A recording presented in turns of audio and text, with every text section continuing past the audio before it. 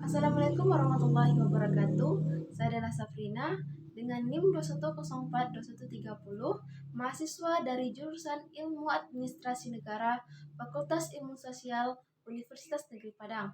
Ini merupakan tugas ke pertemuan 9 dari mata kuliah Ekonomi Publik dengan dosen pengampu Bapak Hidayatul Fajri, SAP MPA. Tugas pertemuan ke-9 adalah contohkanlah sebuah kasus yang memperlihatkan kegagalan pasar dan peran pemerintah di dalamnya. Analisislah penyebab kegagalannya serta peran yang dilakukan oleh pemerintah untuk mengintervensi kegagalan pasar tersebut. Nah, itu tugas saya. COVID-19 yang melanda berbagai negara di belahan dunia sangat menggegerkan masyarakat dan mengakibatkan berbagai masalah negara yang timbul, khususnya masalah perekonomian negara. Berbagai masalah perekonomian tersebut seperti meningkatnya pengangguran, anjloknya pendapatan negara, kemudian kriminalitas meningkat, dan masih banyak lagi masalah lainnya. Dari permasalahan ekonomi tersebut berakibat terjadinya kegagalan pasar. Apa itu kegagalan pasar? Kegagalan pasar merupakan suatu kondisi pasar yang gagal dalam melaksanakan fungsinya untuk mengalokasikan sumber-sumber ekonomi secara efisien dalam menghasilkan barang-barang dan jasa-jasa. Kegagalan pasar terjadi karena adanya permintaan atau demand, namun tidak supply dapat memenuhi permintaan yang ada. Dan sebaliknya, kegagalan pasar dapat disebabkan oleh beberapa hal. Yang pertama itu adanya monopoli atau monopsoni. Yang kedua adanya eksternalitas positif maupun negatif. Yang ketiga faktor domestik. Yang keempat kegagalan pemerintah. Yang kelima itu adalah resesi. Yang keenam itu adalah krisis. Yang ketujuh itu adalah inflasi. Kedelapan itu pengangguran. Dan kesembilan itu distribusi pendapatan dan barang publik. Yang ke-10. Selanjutnya, contoh kegagalan pasar yang terjadi selama masa pandemi COVID-19 ini diantaranya. Yang pertama di sektor kesehatan, di mana pemerintah masih belum dapat memenuhi kebutuhan atas alat pelindung diri dan masker untuk tenaga medis. Akibatnya, sejumlah rumah sakit yang menjadi rujukan pasien COVID-19 kekurangan masker dan ADP sehingga mereka hanya menggunakan alat pelindung diri yang seadanya, bahkan ada yang menggunakan alat pelindung diri yang terbuat dari plastik dan dibentuk menyerupai alat pelindung diri yang berstandar protokol kesehatan. Sebuah kabar yang miris didengar di telinga masyarakat dan menimbulkan was-was dalam diri para tenaga medis yang berjuang di garda terdepan melawan COVID-19. Yang kedua itu adalah sektor transportasi, di mana transportasi yang merupakan barang publik harus dibatasi jam operasionalnya, sehingga kurang memberikan manfaat bagi masyarakat luas. Contohnya, transportasi darat seperti busway, kereta api, MRT atau LRT mengalami pengurangan jam operasional menjadi hanya 12 jam pelayanan, yakni dari jam 6 sampai dengan jam 18.00. Hal ini bertujuan untuk membatasi kegiatan manusia dan sesuai dengan aturan PSBB. Contoh selanjutnya yaitu dari transportasi darat dan udara. Sejak Jumat 24 April 2020 lalu, pemerintah resmi memberlakukan kebijakan larangan mudik bagi perantau dengan tujuan agar tidak ada lagi penambahan penyebaran virus COVID-19 dan bisa memutus mata rantai penyebaran virus COVID-19 ini. Akibatnya, jumlah pelabuhan dan bandara menghentikan jam operasional dan seluruh kegiatan atau menutup total bandara sehingga tidak ada lagi satupun pemudik yang ingin nekat tetap ingin mudik ke kampung halaman untuk merayakan hari kemenangan bersama keluarga. Sektor yang ketiga itu adalah sektor perdagangan, di mana terjadi inflasi atas beberapa bahan impor, terutama sembako yang mengalami inflasi. Misalnya seperti gula pasir yang mengalami inflasi cukup drastis. gratis ya, hingga mencapai 18.000 per kilogram dari harga semula 13.000 per kilogram. Pada awal kasus pertama yang terjadi di Indonesia pun sudah terjadi krisis yang diakibatkan oleh panic buying. Masyarakat berbondong-bondong untuk membeli masker, hand sanitizer, dan desinfektan dalam jumlah yang banyak, sehingga terjadilah krisis atau kelangkaan terhadap barang-barang tersebut.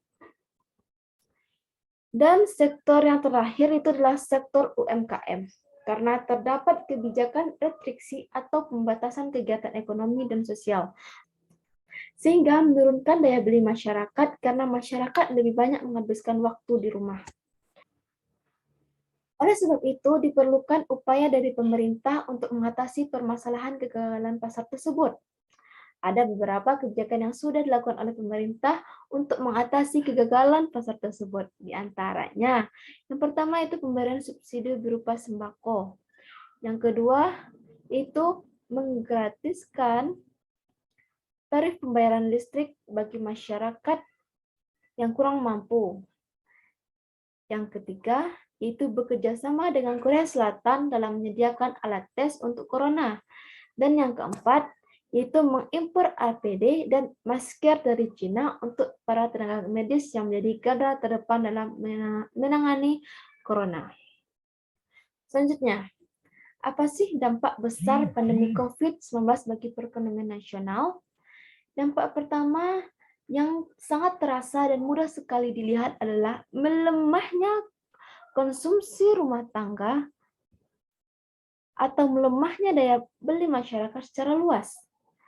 Hingga saat ini, masyarakat mengalami penurunan daya beli yang sangat signifikan. PPKM yang terus berlanjut dengan berbagai aturan pengetatan menghambat masyarakat untuk beraktivitas ekonomi. Regulasi pengetatan di berbagai sektor dari aturan PPKM memberikan pengaruh terhadap naik turunnya sektor ekonomi. Pemerintah pusat dan pemerintah daerah diharapkan mampu memberikan terobosan untuk dapat memberikan solusi agar kemampuan daya beli masyarakat tetap dapat bertahan. Dampak yang kedua yaitu yang sangat terlihat di DKI, khususnya DKI Jakarta, sebagai bagian tidak terpisahkan dari ekonomi nasional adalah menurunnya angka investasi di berbagai sektor usaha. Ketidakpastian akibat pandemik mengakibatkan banyak masyarakat ragu untuk memulai investasi. Pengusaha pun demikian. Ada keraguan apakah investasi yang dilakukan sesuai dengan kondisi dan kebutuhan masyarakat. Keraguan investasi mengakibatkan dunia usaha tidak bergerak seperti yang diharapkan.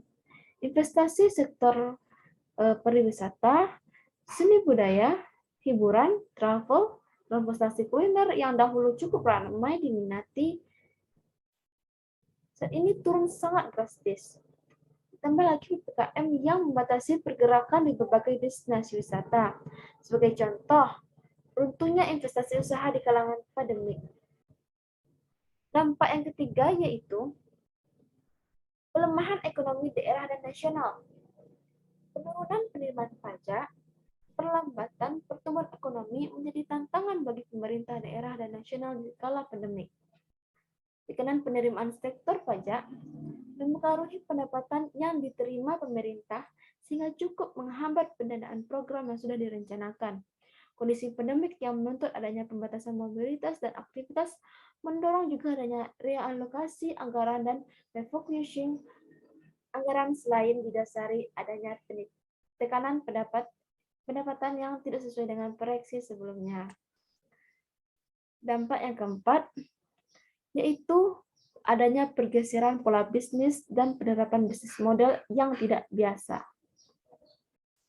Pembatasan akses mobilitas masyarakat untuk bertemu dalam berbagai kegiatan, termasuk di dalamnya adalah kegiatan bisnis atau ekonomi, mengakibatkan tumbuhnya pergeseran bisnis model yang ada saat ini. Shifting ekonomi konvensional yang dahulu diprediksikan masih membutuhkan waktu untuk implementasi di masyarakat, ternyata dalam kondisi pandemi seperti saat ini, semua pihak dituntut untuk beradaptasi dengan bisnis model yang baru. Dampak yang kelima yang cukup signifikan adalah pemanfaatan teknologi informasi dan komunikasi. pandemi COVID-19 mendorong semua orang untuk tidak lagi beraktivitas secara konvensional. Pembatasan pertemuan, pembatasan aktivitas berkerumunan menjadi pemicu perlu adanya inovasi dengan pemanfaatan teknologi. Teknologi informasi dan komunikasi menjadi jembatan bagi semua pihak untuk terus dapat bertahan dalam berbagai kondisi. Adaptasi dan implementasi teknologi informasi dan komunikasi di sektor ekonomi sudah tidak bisa dihindari. Penerapan dan teknologi informasi dan komunikasi tidak hanya dimonopoli oleh kalangan tertentu atau pengusaha kelas atas, namun sudah menjadi kebutuhan semua kalangan saat ini. Namun demikian menjadi hambatan bagi para pelaku bisnis yang belum mampu beradaptasi dan mengimplementasi teknologi informasi dan komunikasi dalam bisnisnya. Hambatan secara teknis maupun hal lain menjadi tantangan bagi setiap pelaku bisnis setiap level untuk tetap bertahan dalam kondisi pandemi.